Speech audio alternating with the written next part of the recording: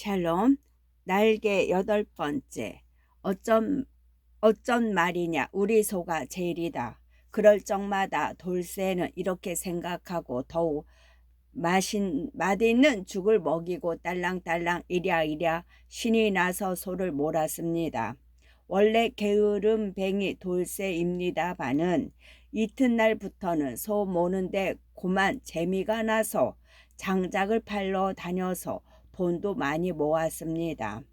눈이 오거나 아주 추운 날은 좀 편히 쉬어보려도 소가 말을 안 들었습니다. 첫 새벽부터 외양간 속에서 발을 구르고 구슬을 내흔들고 넘쳐 흐르는 기운을 참지 못해 껑쩡껑쩡 뜁니다. 그러면 돌쇠는 할 수 없이 또 황소를 끌어내고 맙니다. 이러는 사이에 어느덧 2달이 거의 다 지나가고 3월 금음께가 다가왔습니다. 그때부터 웬일인지 자꾸 소의 배가 부르기 시작했습니다. 돌쇠는 깜짝 놀라 틈 있는 대로 커다란 배를 문질러 주기도 하고 또 약을 써보기도 했으나 도무지 효력이 없습니다. 노인네들에게 보여도 무슨 때문인지 아는 사람이 없었습니다. 돌쇠는 매일을 걱정과 근심으로 지냈지요. 아마 이것이 필경 뱃속에 있는 도깨비 장난인가 보다 하는 것을 어슴풀에 짐작할 수 있었으나 처음에 꼭 2달 동안이라고 약속한 일이니 어쩌할 수는 없는 일입니다. 그뿐 아니라 소는 다만 배가 불러올 뿐이지 별로 기운도 줄지 않고 앓지도 않는 고로 제기 그냥 두어라. 며칠 더 기다리면 결말이 나겠지. 죽을 것 살려주었는데 설마 나쁜 짓이 하겠니? 이렇게 생각하고 4월이 되기만 고대했습니다.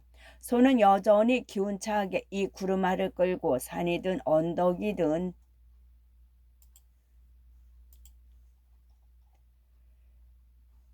같이 달렸습니다. 그의 3월 금음이 다가왔습니다.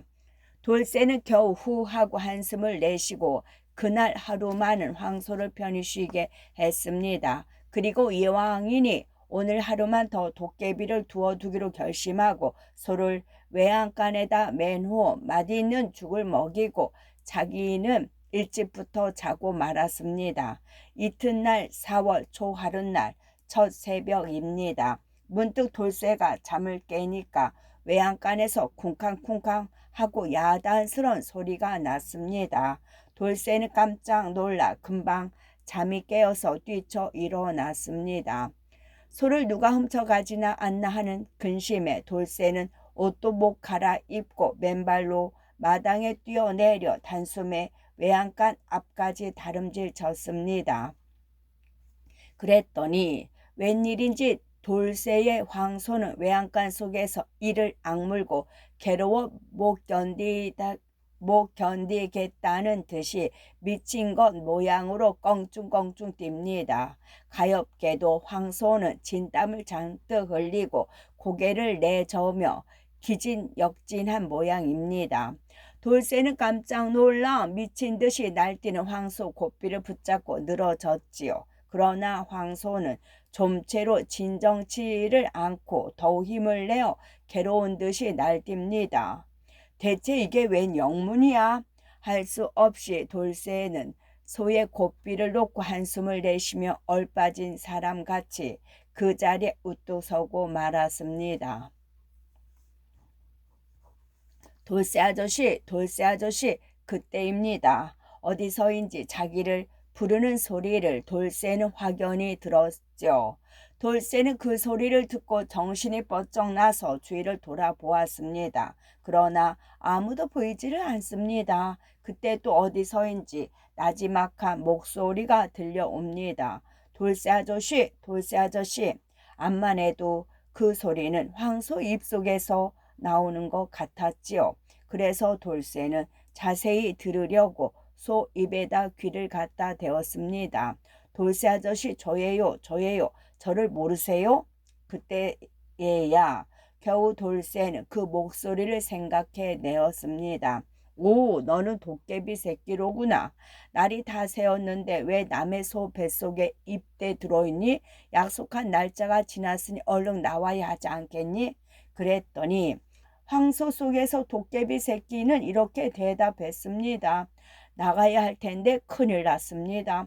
돌쇠 아저씨 덕택으로 2달 동안 편히 쉰 건 참 고맙습니다마는 매일 들어누워 아저씨가 주시는 맛있는 음식을 먹고 있다가 기한이 됐길래 나가려니까 그동안에 굉장히 살이 쪘나 봐요. 소 모가지가 좁아서 빠져나갈 수가 없게 됐단 말이에요. 억지로 나가려면 나갈 수는 있지만 소가 아픈지 막 뛰고 발광을 하는구먼요. 야단났습니다. 돌쇠는 그 말을 듣고 기가 딱 막히고 말았죠.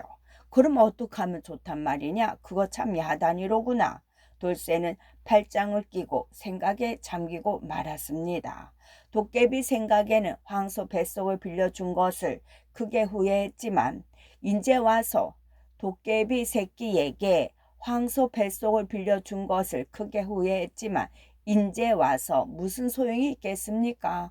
무엇보다도 소가 불쌍해서 돌쇠는 그만 눈물을 글썽글썽하고 금방 울음이 터질 것 같았죠.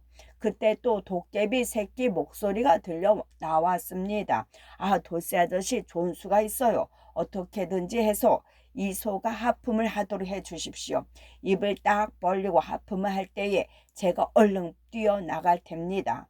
그렇지 않으면 한평생 이 뱃속에서 살거나 또는 백가죽을 뚫고 나가는 수밖에 없습니다. 그 대신 하품만 하게 해주시면 이 소의 힘을 지금보다 100갑절이나 더 세워지게 해드리겠습니다. 옳다. 참 그렇구나. 그럼 내 하품을 하게 할 테니 가만히 기다려라. 소가 살아날 수 있다는 생각에 돌쇠는 얼른 이렇게 대답은 했으나 가만히 생각해본 일은 딱합니다. 대체 어떻게 해야 소가 하품을 하는지 도무지 알 수가 없지요. 그뿐 아니라 소가 하품하는 것을 돌쇠는 입대껏 한 번도 본 적이 없습니다. 그래서 함부로 옆구리도 찔러보고 콧구멍에다 막대기도 꽂아보고 간지려도 보고 콧등을 쓰다듬어 보기도 하고 별별 꾀를 다 내나 소는 하품은커녕 귀찮은 듯이 몸을 피하고 도리질을 하고 한두 번 연거푸 재채기를 했을 뿐입니다. 도무지 하품을 할 기색을 보이지 않습니다. 그렇다고 이대로 내버려 두었다가는 도깨비 새끼가 뱃속에서 자꾸 자라서 저절로 배가 터지거나 그렇지 않으면 물어뜯기어 아까운 황소가 죽고 말 것입니다. 땅을 팔아서 산 황소요. 세상에 다시 없이 애지중지하는 귀여운 황소가 그 꼴을 당한다면 그게 무슨 짝입니까? 돌쇠는 답답하고 분하고 슬퍼서 어쩔 줄을 모를 지경입니다. 생각다 못해서 돌쇠는 옷을 갈아입고 동네로 뛰어 내려왔습니다. 어떻게 하면 소가 하품하는지 아시는 분 있으면 제발 좀 가르쳐 주십시오. 동네로 내려온 돌쇠는 만나는 사람마다 붙잡고 이렇게 외치며 물었습니다마는 아무도 하는 사람이 없었습니다. 동네에서 제일 나이 많고 무엇이든지 안다는 노인조차 고개를 기울이고 대답을 하지 못합니다. 그렇게 얼마를 묻고 다니다가 결국 다시 빈손으로 돌쇠는 집으로 돌아오고 말았죠. 인제는 무슨 일이 다 들렸구나 생각하니 앞이 깜깜하고 기가 탁탁 막힙니다.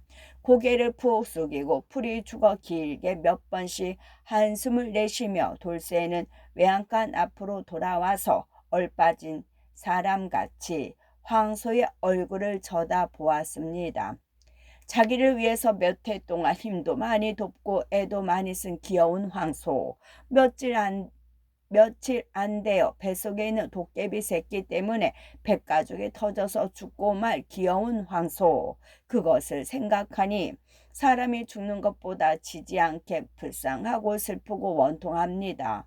공연히 그놈에게 속아서 황소 뱃속을 빌려주었구나 하고 후회도 하여 보고 또 그렇게 미련한 자기 자신을 스스로 매질도 해보고 그러나 그것이 인제 와서 무슨 소용입니까? 얼마 안 있어 돌쇠의 둘도 없는 보배이던 황소는 죽고 말 것이요.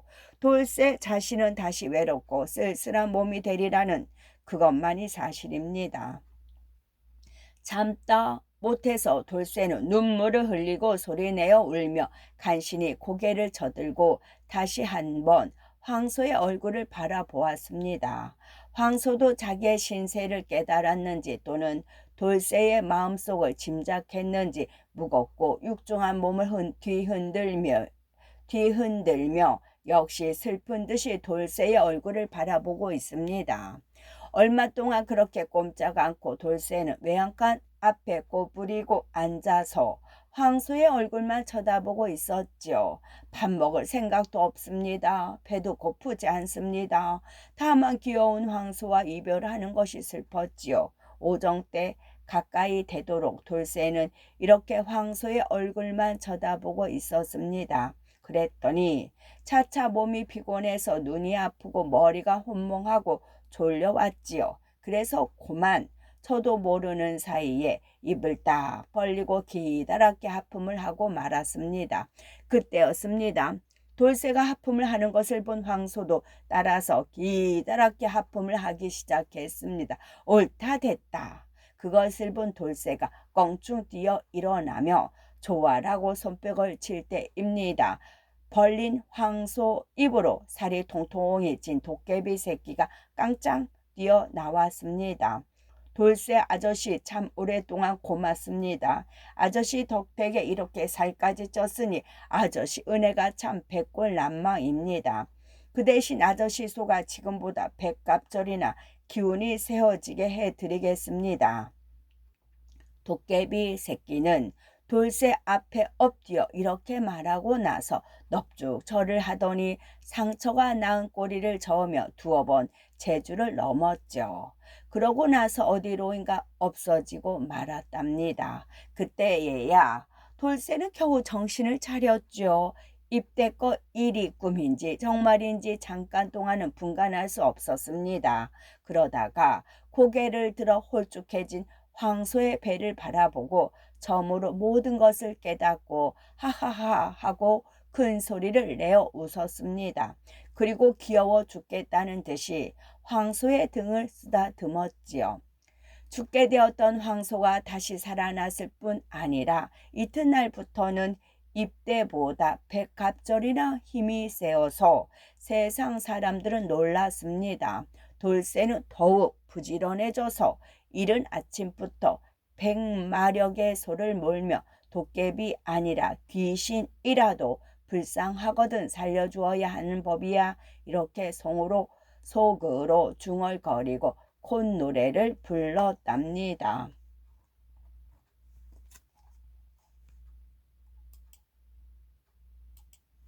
공포의 기록, 공포의 기록. 서장, 생활. 내가 이미 오래전부터 생활을 갖지 못한 것을 나는 잘 안다. 단편적으로 나를 찾아오는 생활 비슷한 것도 오직 고통이란 요괴뿐이다.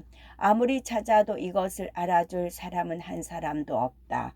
무슨 방법으로든지 생활력을 회복하려 꿈꾸는 때도 없지는 않다. 그것 때문에 나는 입대 자살을 안 하고 대기의 자세를 취하고 있는 것이다. 이렇게 나는 말하고 싶다만 제2차의 객결이 있수는 나는 어슴푸레하게나마 내 수명에 대한 개념을 파악하였다고 스스로 믿고 있다. 그러나 그 이튿날 나는 작은 어머니와 말다툼을 하고 맥박 125의 팔을 아는 채 나의 물욕을 부끄럽다 하였다. 나는 목을 놓고 울었다. 어린애 같이 울었다.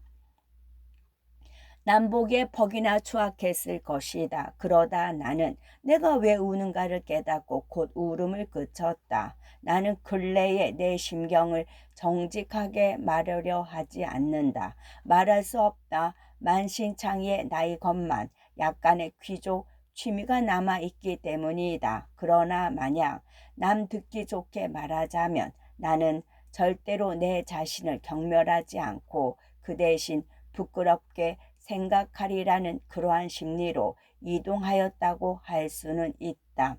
적어도 그것에 가까운 것만은 사실이다. 불행한 계승, 불행한 계승. 4월로 들어서면서는 나는 얼마간 기동할 정신이 났다. 객혈하는 도수도 훨씬 뜨고 또 분량도 훨씬 줄었다. 그러나 침침한 방 안으로 후후한 공기가 들어와서 미적지근한 재온과 어울릴 적에 피로는 겨울 동안보다 훨씬 더한 것 같음은 제 팔뚝을 들 힘조차 제게 없는 것이다. 하도 답답하면 나는 툇마루에 볕이 드는 대로 나와 앉아서 반쯤 보이는 닭의 장 쪽을 보려고, 그래서가 아니라 보이니까 멀거니 보고 있자면 을의 작은 어머니가 그 닭의 장을 얼싸안고 얼미적 하는 것이다. 저것은 즉 고 덜여 물어서 알을 안 깐 암탉들을 내려다보면서 언제나 요것들을 길러서 누이를 보나 하는 고약한 어머니들의 제딸 놀이는 그게 아닌가 내 눈에 비치는 것이다. 나는 물론 이래서는 안 된다고 생각한다. 작은 어머니 얼굴을 앞만 봐도 미워할 때가 어디 있느냐. 넓은 이마, 고른 치아와 열, 알맞은 코, 그리고 작은 아버지만 살아 계시면 아직도 얼마든지 변변한 애정의 색을 띌 수 있는 총기 있는 눈하며 다 내가 좋아하는 부분인데 어째 그런지 그런 좋은 부분들이 종합된 작은 어머니라는 인상이 나로 하여금 증오의 염을 일으키게 한다.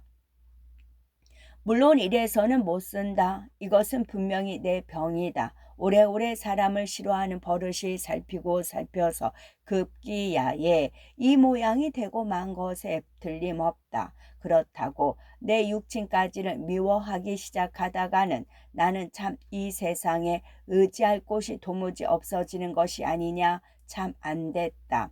이런 공연한 망상들이 벌써 나을 수도 있었을 내 병을 자꾸 덧들이게 하는 것이다.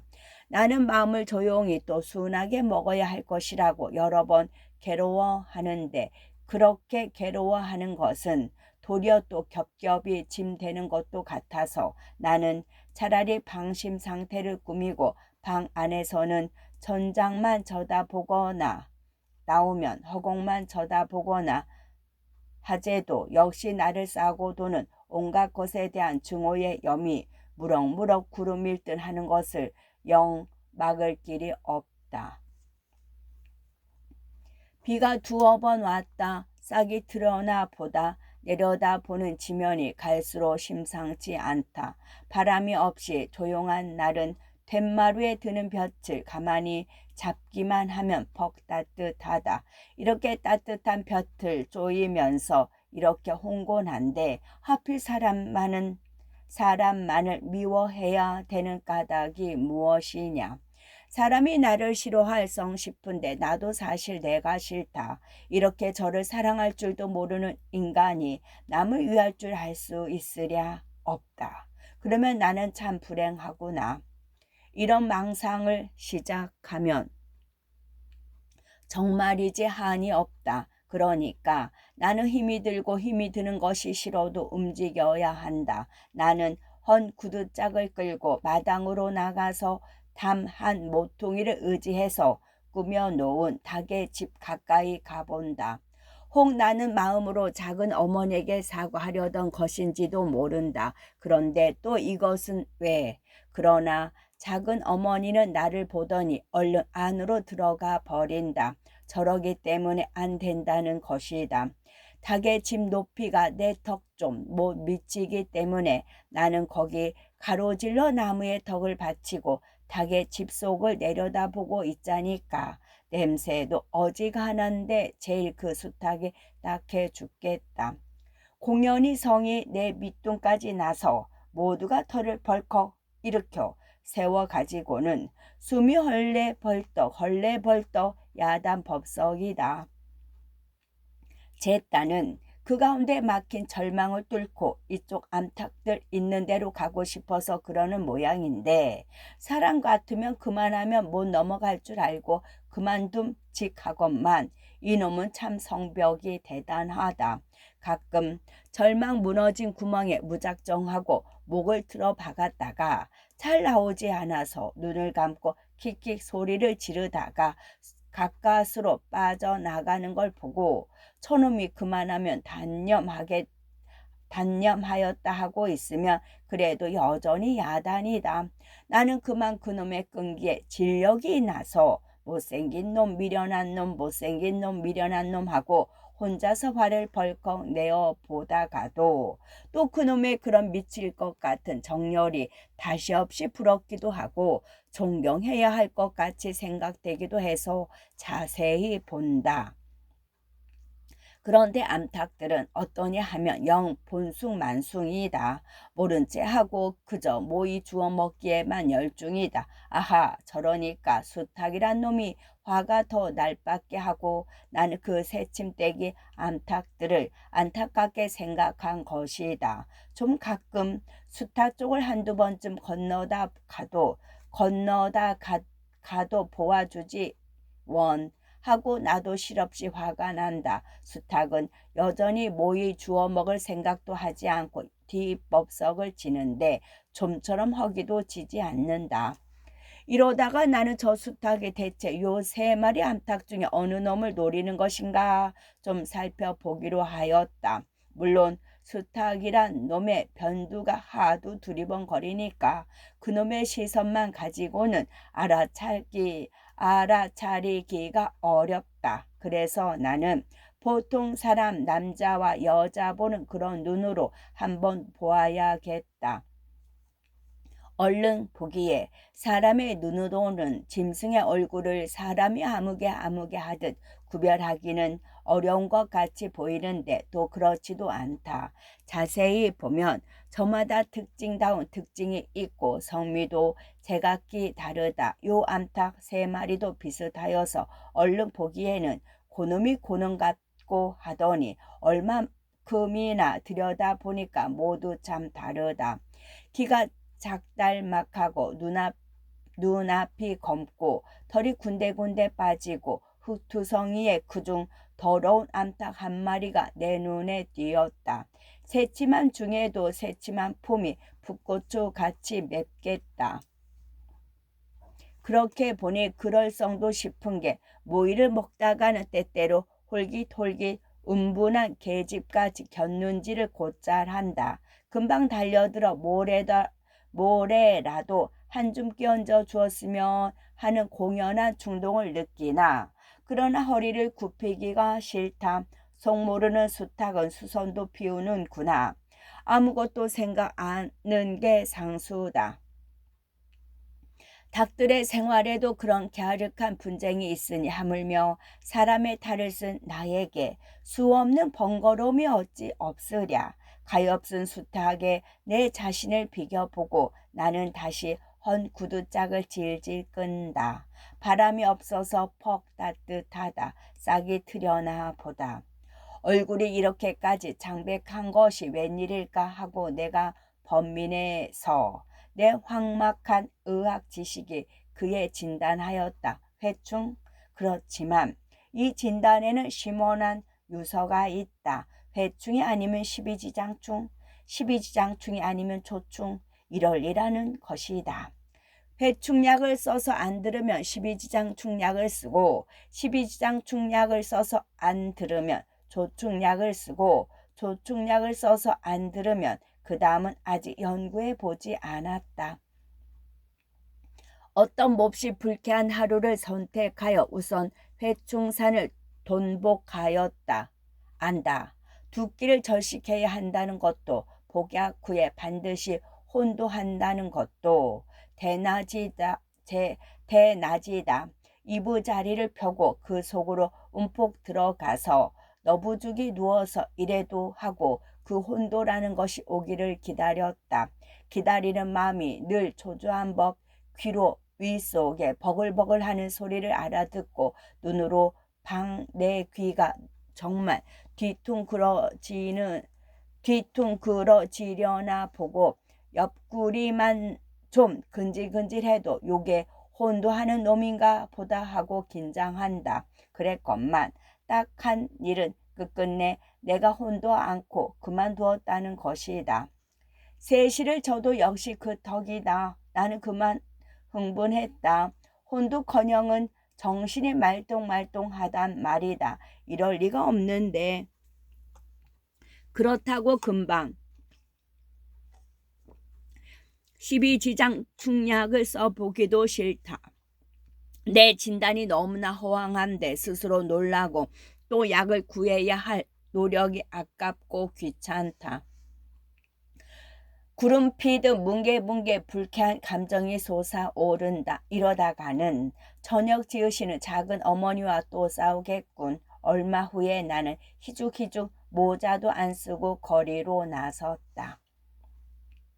막 다방에 들어서니까 수군이 마침 문간을 나서면서 손바닥을 보인다. 쉬, 자네 마누라가 와 있네. 나는 정신이 번쩍 났다. 오, 요것 봐라. 하고 무작정 그리 들어서려는 것을 수군이 아예 말리는 것이다. 만좌 쥐중에서 망신 톡톡이 당할 테니 염체 어딜 그런가? 입맛을 쩍쩍 다시면서 발길을 돌리기는 돌렸으나 먼 발치서라도 어디 좀 보고 싶었다. 속옷을 입고 아내가 나갔거늘 이제 철은 홀것을 입어야 하니 넉 달 지간이나 되나 보다. 나를 배반한 계집이다. 3년 동안 끔찍이도 사랑하였던 끝장이다. 따귀도 한 개 갈려주고 싶다. 호령도 좀 하여주고 싶다. 그러나 여기는 몰려드는 사람이 하나도 내 얼굴을 모르는 사람이 없는 다방이다. 장이 모양도 사나우리라. 자네 만나면 헐 말이 꼭 한마디 있다네. 어쩔라누? 사생 결단을 하겠대대. 아이쿠. 나는 몹시 놀라 보이고 레이몬드 하튼같이 빙글빙글 웃었다. 아내, 마누라 라는 말이 낮잠과도 같이 옆구리를 간지린다. 그 이미지는 벌써 먼 바다를 건너간다.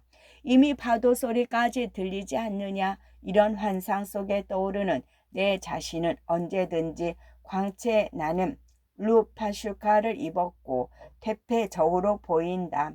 소년과 같이 창백하고도 무시무시한 풍모이다. 어떤 때는 울기도 했다. 어떤 때는 어딘지 모르는 먼 나라의 십자로를 걸었다.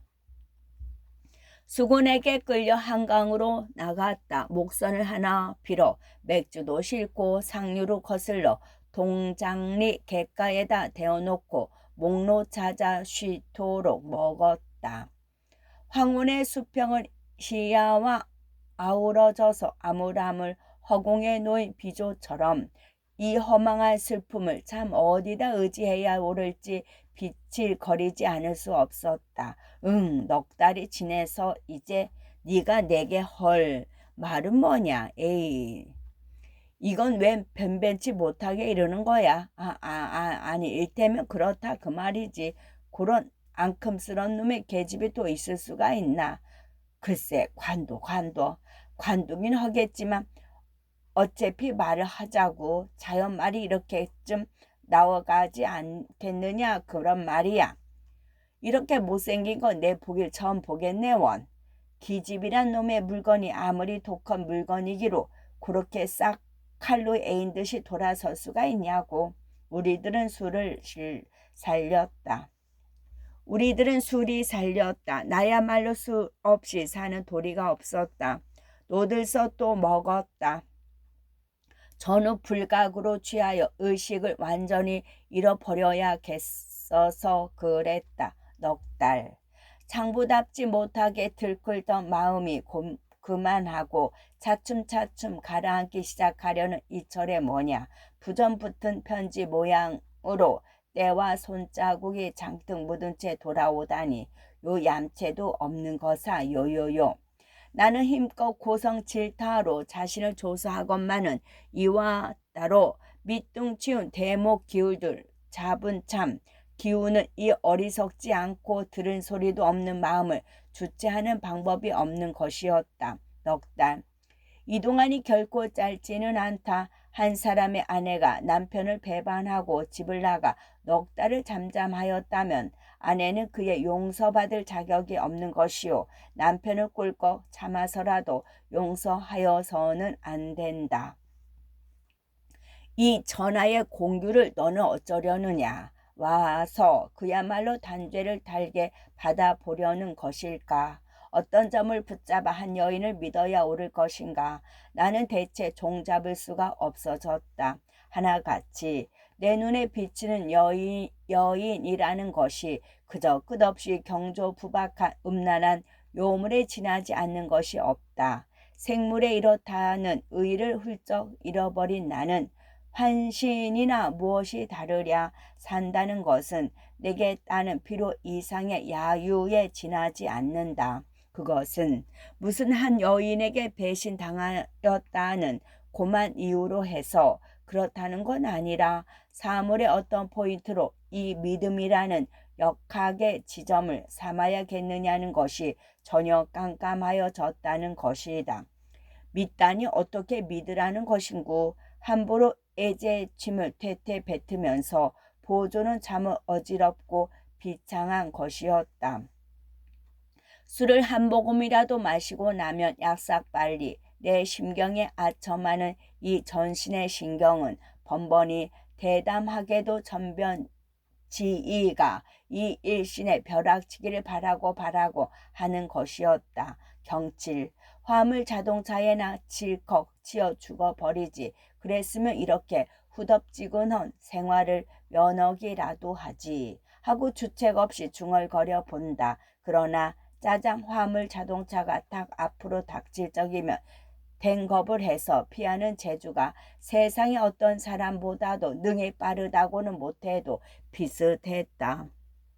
그럴 적이면 혀를 쑥 내밀어 제 자신을 조롱하였음네 하고 제 자신을 속여 버릇하였다. 이런 넉 달이 지나고 어리석은 꿈을 그럭저럭 어리석은 꿈으로 돌릴 줄 알만한 시기에 아내는 꿈을 거친 걸음걸이로 역행하여 여기 폭군의 인상으로 나타난 것이다. 나는 어떻게 해야 하나. 거함과 같은 불안이 공기와 호흡의 중합이 되어 덤벼든다. 나는 야행 열차와 같이 자야 오르는지도 모른다. 추악한 화물. 그에 찾아내고 말았다. 나는 안을 들여다보았다.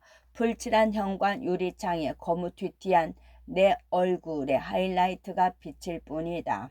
물론 아무것도 보이지는 않는다. 나는 그 자리에 주저앉고 만다. 내 바로 옆에서 한 마리의 개가 흙을 파고 있다. 드러누웠다. 혀를 내민다. 혀가 깃발같이 굽이 지는 게 퍽 고단해 보였다. 온돌방 한 칸과 이첩간. 이렇단다. 굳게 못질을 하여 놓았다. 분주하게 드나드는 쥐새끼 들을 이 집에 관해서 아무것도 나에게 전하지 않는다. 안면 근육의 벼랑간 바작바작 오그라드는 것 같다. 살이 내리나 보다. 사람은 이렇게 하루에도 몇 번씩 살이 내리고 오르고 하나 보다. 날아와야겠다. 그 오물투성이의 대화물을. 절이라 하는 듯이 화가라 써붙인 목패 옆에 조그만 명함 한 장이 꽂혀 있다. 한 누구누구 전등료는 누구누구정 누구누구 번지로 받으러 오시오. 거짓말 말아라. 이 한 누구누구란 사나이도 오물투성의 대화물을 질질 끌고 이리저리 방황했을 것이거늘 누구누구 정이 어디쯤인가. 거짓말 말아라. 왜 사람들은 이삿짐이란 대화물을 운반해야 할 구차 기구한 책임을 가졌나. 나는 집 뒤로 돌아가 보려 했다. 그러나 길은 곧장 온돌방까지 뚫린 모양이다. 반간도 못 되는 컴컴한 부엌이 변수와 마주 붙었다. 나는 기가 막혔다. 거기도 못이 굳게 박혀 있다. 나는 기가 막혔다. 성격 파산 무엇 때문에. 나의 교양은 나의 생애와 다름없이 되었다. 헌 누더기 수염도 길렀다. 거리 땅. 한 번도 아내가 나를 사랑 않는 줄 생각해 본 일조차 없다. 나는 어느 틈에 고상한 국가 모양으로 금시의 수세미가 되고 말았다. 아내는 나를 버렸다. 아내를 찾을 길이 없다. 나는 아내의 구두 속을 들여다본다. 공복, 절망적 공허가 나를 조롱하는 것 같다. 숨이 가팠다. 그 다음에 무엇이 왔나? 적빈.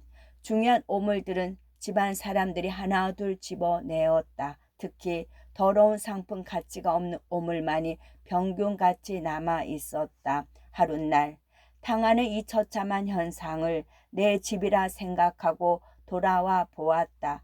뜰 앞에 화초만이 향기롭게 피어 있다. 붉은 열매가 열린 것도 있었다. 그러나 가족들은 여지없이 변형되고 말았고 기성을 바라여 욕지거리다. 종시 나는 아무 말 없었다. 이미 만사가 끝났기 때문이다. 나는 혼자서 손바닥만한 마당에 내려서서 주위를 둘러본다. 내 손때가 안 묻은 물건은 하나도 없다. 나는 책을 태워버렸다. 산적했던 서신을 태워버렸다. 그리고 나머지 나의 기념을 태워버렸다. 가족들은 나의 아내에 관해서 나에게 질문하거나 하지는 않는다. 나도 말하지 않는다. 밤이면 나는 유령과 같이 흥분하여 거리를 뚫었다. 나는 목표를 갖지 않았다. 공복만이 나를 주의할 수 있었다. 성격의 파편, 그런 것을 나는 꿈에도 돌아보려 않는다. 공허에서 공허로 말과 같이 나는 광분하였다. 술이 시작되었다. 술은 내 몸속에서 향수같이 빛났다. 바른 팔이 왼팔을, 왼팔이 바른 팔을 가혹하게 매질했다. 날개가 부러지고 파랗게 멍든 흔적이 남았다. 몹시 피곤하다. 아방궁을 준대도 움직이기 싫다. 이 집으로 정해버려야겠다. 빨리 운반해야 한다. 그 악취가 가득한 육신들을 피를 토하는 내가 헌 구르마 위에 걸레짝같이 실어가지고 운반해야 한다. 노동이다. 나에게는 생각할 여유조차 없다. 불행의 실천, 불행의 실천. 나는 닭도 보았다. 또 개도 보았다. 또 소 이야기도 들었다. 또 외국서 섬 그림도 보았다. 그러나 나는 너희들에게 이 행운의 열쇠를 빌려주려고는 않는다. 내가 아니면 보아라. 좀 오래 걸렸느냐? 이런 것을 만들어 놓을 수는 없다. 제상 다리를 하고 앉은 채 그냥 앉아있기만 하는 것으로 어떻게 이렇게 힘이 드는지 모른다. 벽은 육중한데 외풍은 데이고 천장은 여름 모자처럼 이방에 감춘 것을 뚜껑 젖히고 고자질하겠다는 듯이 선뜻하다. 장파는 뼈가 저리게 하지 않으면 안절부절을 못하게 닳는다. 반다지의 바른 색종이는 눈으로 보는 폭탄이다. 그저께보다 여위고 어저께는 그저께보다 여위고 오늘은 어저께보다 여위고 내일은 오늘보다 여위일 터이고 나는 그럼 마지막에는 보송보송한 해골이 되고 말 것이다. 이 불쌍한 동물들에게 무슨 방법으로 죽을 먹이나. 나는 방탕한 장판 위에 넘어져서 한없는 죄를 섬겼다. 죄. 나는 시냇물 소리에서 가을을 들었다. 막에 뽑힌 가슴에 담을 무엇을 나는 찾았다. 그리고 스스로 달래었다. 가만 있으라고, 가만 있으라고. 그러나 드디어 참다 못하여 가을비가 소조하게 내리는 어느 날 나는 화덕을 팔아서 냄비를 사고 냄비를 팔아서 풍로를 사고 냉장고를 팔아서 식칼을 사고 유리 그릇을 팔아서 사기 그릇을 샀다. 처음으로 먹는 따뜻한 저녁 밥상을 낯선 네 조각의 벽에 에워쌌다. 6원. 육언어치를 완전히 다 살기 위하여 나는 방바닥에서 섣불리 일어서거나 하지는 않았다. 언제든지 가구와 같이 주저앉거나 석가래처럼 드러누웠거나 하였다. 식을까봐 연거푸 군부를 떼었고 구들을 어디 흠씬 얼려 보려고 중량이 지난 철에 사나씩 검부러기 하나 아궁에 안 넣었다.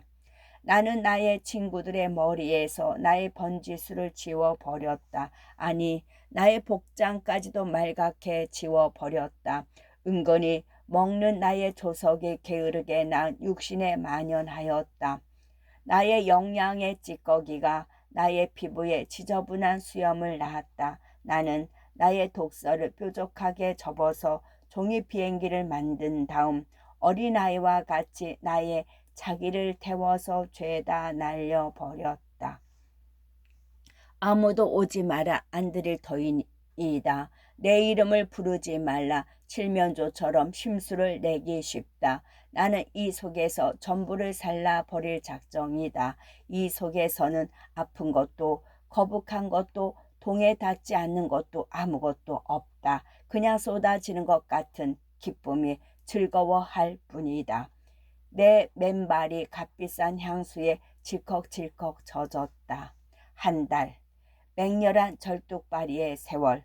그동안에 나는 나의 성격에 서막을 닫아 버렸다. 2달, 발이 마저 들어왔다. 호흡은 깨끼 저고리처럼 찰싹 안팎이 달라붙었다. 탄도를 잃지 않는 질풍이 가리키는 대로 곧잘 가는 황금과 같은 절정의 세월이었다. 그동안에 나는 나의 성격을 서랍 같은 그릇에다 담아 버렸다. 성격은 간데 온데가 없어졌다. 3달. 그러나 겨울이 왔다. 그러나 장판이 카스텔라 빛으로 타들어왔다. 얄팍한 요 한 겹을 통해서 올라오는 온기는 가히 비밀의 그스를 만하다. 나는 마지막으로 나의 특징까지 내어놓았다. 그리고 단 한 가지 제조를 샀다. 송곳과 같은 송곳 노릇밖에 못하는 송곳만도 못한 제조를. 과연 나는 녹슨 송곳 모양으로 멋도 없고 말라버리기도 하였다. 혼자서 나쁜 짓을 해보고 싶다. 이렇게 어두컴컴한 방 안에 표본과 같이 혼자 단좌하여 창백한 얼굴로 나는 후회를 기다리고 있다.